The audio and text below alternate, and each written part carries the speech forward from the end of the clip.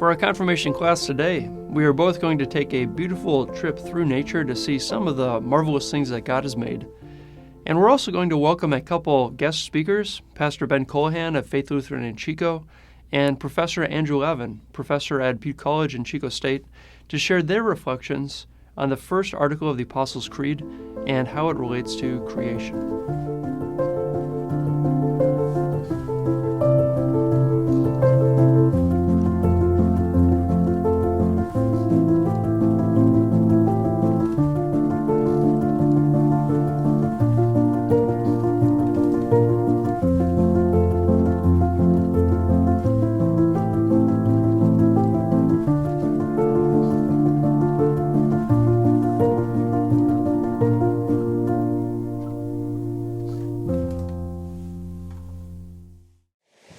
When we say, I believe in God the Father, creator of heaven and earth, we are fundamentally proclaiming that God has created everything.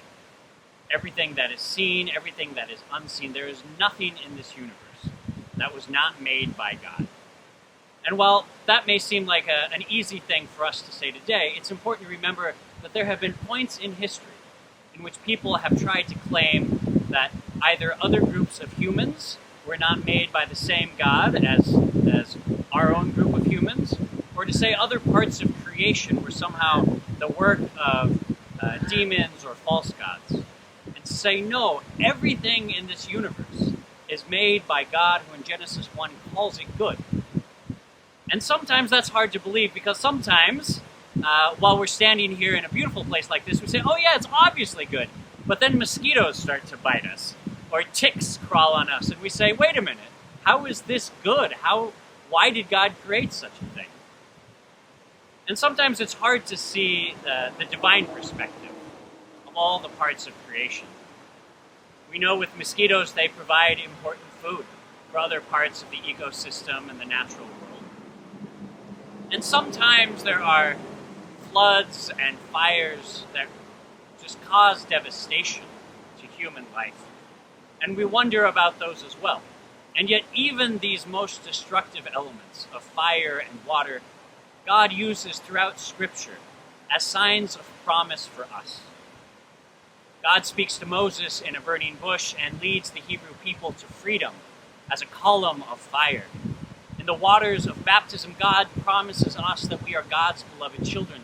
And these are reminders that even the things in nature that seem the most destructive are actually gifts and blessings from God. Now that said, Luke chapter 3, verse 6 says that all flesh shall see the salvation of the Lord, which suggests that it's not just humans who hope for a better world, but that all of creation longs for that day when God makes a new heaven and a new earth. Which is to say, God has declared this world good, and yet it is not yet the fullness of what God hopes for creation. And sometimes humans treat the natural world in a way where we don't respect it, where we place ourselves in danger because we don't respect the power that God has given this natural world. And sometimes humans suffer because of that. And that's not necessarily the natural world's fault. It's sometimes us failing to respect what God has done. And it's an important reminder that our place in this creation is one of stewards and caretakers. In Genesis chapter 2, verse 15, God says that God puts Adam in the garden to tend and keep the garden that God has made. We have been given incredible power over the natural world. The ability to harness rivers, to build cities, even down to the level of the atom that we can split. We have power over God's creation. But God is clear. God has given us this power not for our own sake, not to indulge our every desire, but so that we can care for God's creation, remembering that it belongs first and foremost to the Creator, and that we are a part of it. So let us be mindful of the ways in which we care for what God has made, so that it can care for us. Amen.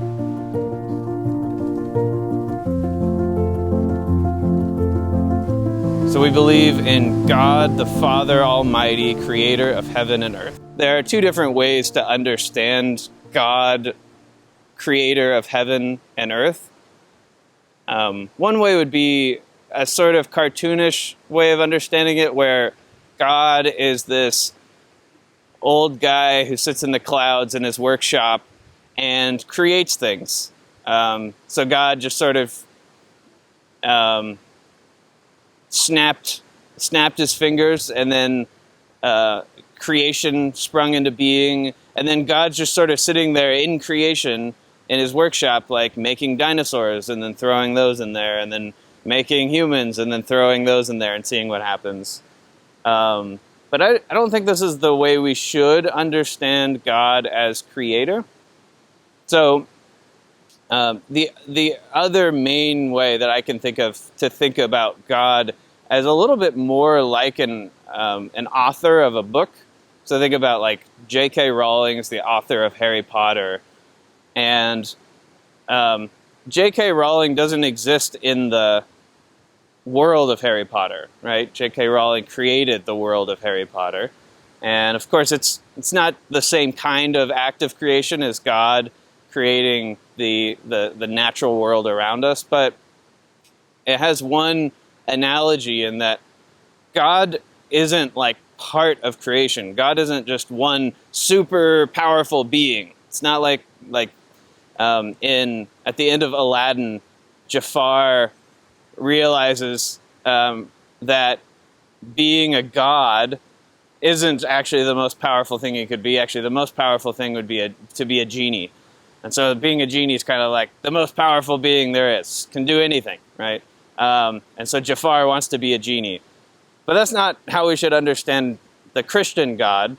The Christian God is a God that's outside of creation, in the same way that J.K. Rowling is outside of the world of Harry Potter, or at least an analogy. It's kind of like an analogy or a metaphor. So that's the first thing I think of is like, what does it mean for God to be creator of heaven and earth? Well, it's not like God fashioning heaven and earth as if like in a workshop and like spinning it into motion. God is creating more like in the way that J.K. Rowling created the world of Harry Potter, right? Not exactly, not a perfect analogy, but it's more like that. We believe in God, the Father Almighty, creator of heaven and earth. So Pastor Stephen and Pastor Ben and I were talking earlier about natural evil, about the problem that it seems like there's a lot of suffering in the world. And the more you learn about biology, it actually seems like there's just even more suffering than you could have imagined. I was learning just today about there's a wasp that stings a cockroach in the brain and can sting the cockroach so pinpoint accuracy that it essentially takes away the free will of the cockroach. So the cockroach becomes a sort of automaton or a robot. And then the crazy part is the wasp will grab the cockroach by the antennas and control it like a remote control car and control it into an underground death pit that it has prepared. And in that death pit, the cockroach is paralyzed and sits there while the wasp's larvae eat it until it finally dies. And then when the wasp is ready to fly, ready to become a larva, it's got plenty of food, right? And fresh food, because the way that the wasp paralyzes the cockroach, it keeps the cockroach alive. And so it's got fresh meat sitting there ready to eat. This was exactly the kind of thing that Darwin, who is the sort of discoverer of the theory of evolution by natural selection, was exactly the kind of thing that kept Darwin from believing in God. So Darwin's theory of evolution was not the reason why he stopped believing in God. It was the problem of natural evil, the problem of the world is full of really nasty stuff, right? Wasps that paralyze and just destroy this cockroach so their children will have something to eat when they're born. Like super creepy stuff. And the natural world is just full of that kind of stuff. And I guess I just have a couple of thoughts. One would be, I think this is partially the cost of a finite existence. And a finite existence is a really interesting existence. It's full of lots of bad things like pain and heartache and sadness and suffering and all of those kinds of things, but it's also full of beauty, like the natural beauty we have around us. It's full of love and romance and art and all of the great food. I just got to pick a bunch of wild blackberries, and I'm super excited to make a blackberry sundae tonight. And part of just being a finite being like we are, we're not infinite like God is. We have boundaries, right? I'm here, you're over there, and we're different from one another. We're finite. We have these finite boundaries around us, that what's part of Andrew and what's not part of Andrew. And it seems like pain and heartache and suffering are actually just part of a finite existence. And then a lot of things that we think of as evil or natural evil, I think just aren't evil. And I think a lot of things that we think of as evil actually aren't evil when you sort of rethink about it. It feels very evil that people have to die, that people get sick, that people have to move away and our friends just aren't there anymore. And maybe we lose friends throughout life. We grow apart from some of our close friends, and it feels really evil. It feels like we're missing something that we should have. But I feel like the older you get, the more you realize that life is just a process. So part of that process is growing apart from friends that you really care about, and that's okay. You just grow apart, and you had a really great time together as friends, and then you grew apart and you're not as close to friends anymore, and that's okay. You figure out that it's not really all that evil. It's just part of life. And death is part of life as well. If it wasn't part of life, you can imagine how packed the planet would be, right? The planet is only so big. We can't have all the human beings who've ever lived, all the animals that have ever lived, God forbid all the insects that have ever lived. They have to die. And dying is part of that process where all the carbon and stardust and resources that came together to make Andrew for this lifetime goes back into the universe and becomes part of trees and part of insects and part of new human beings and part of fruit and part of plants, all sorts of cool stuff. And when you see the beauty in that, it helps to see death not so much as an evil. It's sad, it's tragic, it's hard when people around you die, and it's scary when you yourself think about the fact that you might die at someday. You will die at someday. But it's just part of the process where so like part of the thought is that life has an ending, and that's part of what gives it meaning. And also part of the idea is that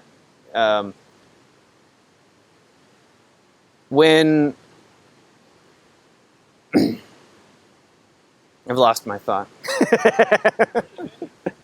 But yeah, I mean, I guess the thought is at least part of the thought is things have to have an ending in order for them to have meaning. So when you play a video game, the fact that you're progressing towards an end of the video game. It's part of what gives the video game ending or meaning.